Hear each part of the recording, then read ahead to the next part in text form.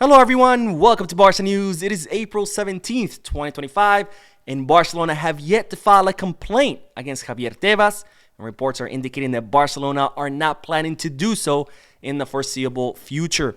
Also, the club have a crazy and hectic calendar ahead of them that will decide all three competitions, and it's reported that Deco and Flick have already began formulating a plan to address the calendar. And finally, we now know how much Monaco would want for Vanderson.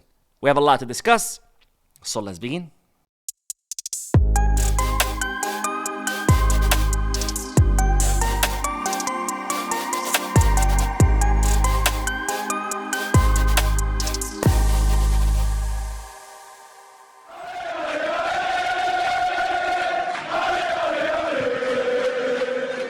Hello everyone, welcome to the channel. My name is Mo, and we'll begin with the news that Barcelona have yet to file a complaint against Javier Tebas, and reports are indicating that they are not planning to do so in the foreseeable future. Now, earlier this month, Javier Tebas or La Liga published a statement on their website announcing that Barcelona were not going to be under the 1-1 rule anymore, because an external auditor had decided that the 100 million euros that Barcelona made from the sale of the rights to the VIP seats at the new Spotify Camp Nou will not count as income, because those VIP seats do not exist yet, have not been constructed yet. And as such, La Liga announced through their website that since those 100 million euros were not going to count as income, Barcelona were no longer under the 1-1 rule.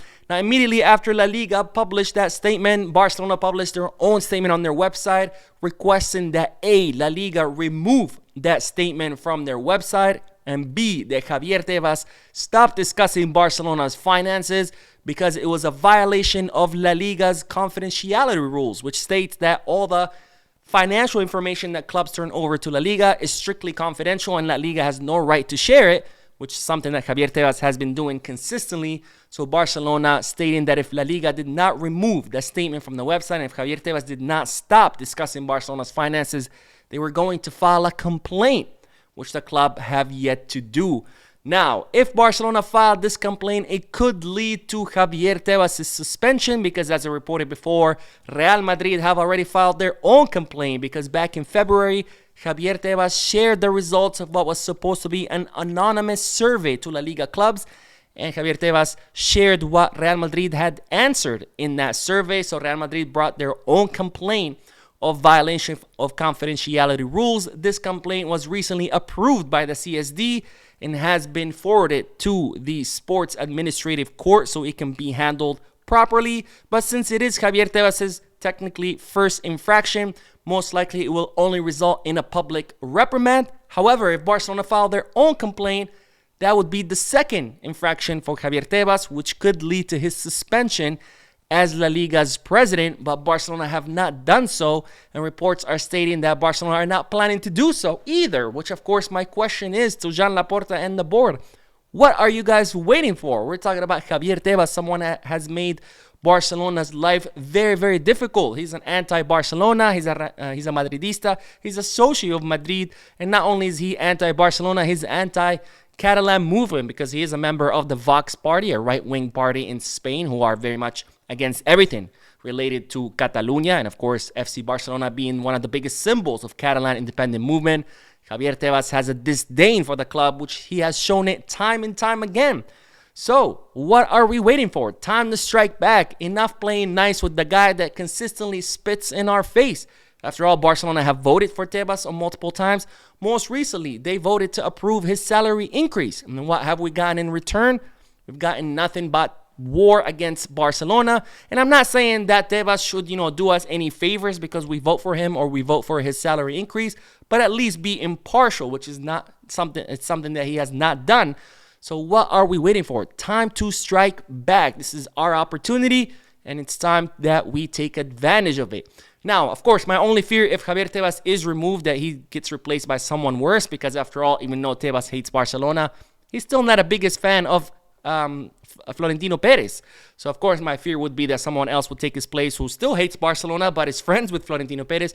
But nonetheless, that's not an excuse. We still need to look out after ourselves, strike back against the person that has been making our life very difficult. And of course, if we don't want to do it for our sake, let's do it for the sake of La Liga, because after all, Javier Tebas has done a great job in running this league into the ground. So it's time to remove him. It's time to bring someone who's competent and someone who can run the league like it's supposed to be, one of the best leagues in the world.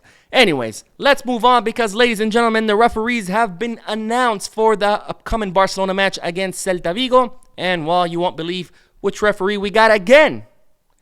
No other than Carlos del Cerro Grande, who will be the VAR referee yet once again. And my question is, how is it that there's, I think it's 20 referees in La Liga, but yet we continue to get the same 4 or 5 referees? Del Cerro Grande, Sotogrado, Gil Manzano. I mean, are the other referees not available for Barcelona? What's going on? But anyways, Barcelona are going to have to be extra cautious, because Del Cerro Grande has caused us a lot of problems in the past. And now that he will be in the VAR, Barcelona are going to have a perfect match and not leave anything up to chance or anything up to the referees, because this guy is not here to do us any favors. And again, I'm not looking for favors. I'm just looking for impartiality, which it looks like it's a lot to ask of these referees in La Liga. Now, speaking of the match against Celta Vigo, Hansi Flick decided to give the team a day off today. The team did train yesterday when they returned from Germany. Of course, after matches, it's customary to train. It's called an activation session. They do special exercises to help the recovery of the muscles. They did do the activation session yesterday, Wednesday, but today Hansi Flick gave the team a day off. But despite the team having a day off, it's been reported that Robert Lewandowski, Wojciech Szczesny, and Pedri still showed up to training grounds, and they trained because these players are fully motivated, and I'm glad to see that. But at the same time, I'm like, hey guys, get some rest. After all, we do have some crazy calendar ahead of us that will decide all 3 competitions. Now, let's look at the matches that Barcelona still have during this season. It's going to be some pretty crazy matches, starting with, of course, Celta Vigo this weekend, which is not an easy opponent. Mallorca during the midweek, only 3 days later, followed by the Copa del Rey final against Real Madrid, and a few days later, the semi-final of the Champions League against Inter. Then we have a La Liga match against Real Valladolid. Again, the second semi-final of the Champions League against Inter, followed by another El Clásico match in La Liga, followed by the Catalan Derby against Espanyol. So definitely difficult calendar where we have a final, we have 2 semi-finals, and of course, El Clásico match and a derby that could potentially decide the league, because if it remains like it is, 4 points between Barcelona and Madrid, that Clásico match could easily decide La Liga. So Barcelona are going to have to be on top of their game, because these next few matches, the next few weeks will decide the outcome of all 3 competitions. And it's reported that Flick is already coming up with a plan on how to deal with all these matches, and this will be the time for Barcelona's bench to shine, because Barcelona's bench are going to have to step up. They're going to have to rotate with many of the starters, so we can have as many fresh players as possible if we want to try to win all 3 competitions. Now, we will end today's video with the news that we now know how much Monaco will want for Vanderson, a 23-year-old fullback who Deco likes a lot, who Barcelona are considering signing so he can, rotate with Koundé and potentially Alejandro Balde. And it's reported that Monaco would want 30 million euros, 10 million euros more than what his current market value is, because Vanderson's market value is 20 million, and 3 times more than what they paid, because Monaco did pay 10 million for Vanderson. Now they want 30, so that's 3 times. And of course, my question to you is, should Barcelona pay 30 million euros for who will potentially be a substitute for Koundé? Let me know down below in the comment section. Anyways, that is all for this video. Don't forget to hit the like button, subscribe to the channel, drop a comment. I will be uploading another video after this one's going to be a reaction video, so stay tuned to the channel. I will see you in that video, and as always, Peace, Barça.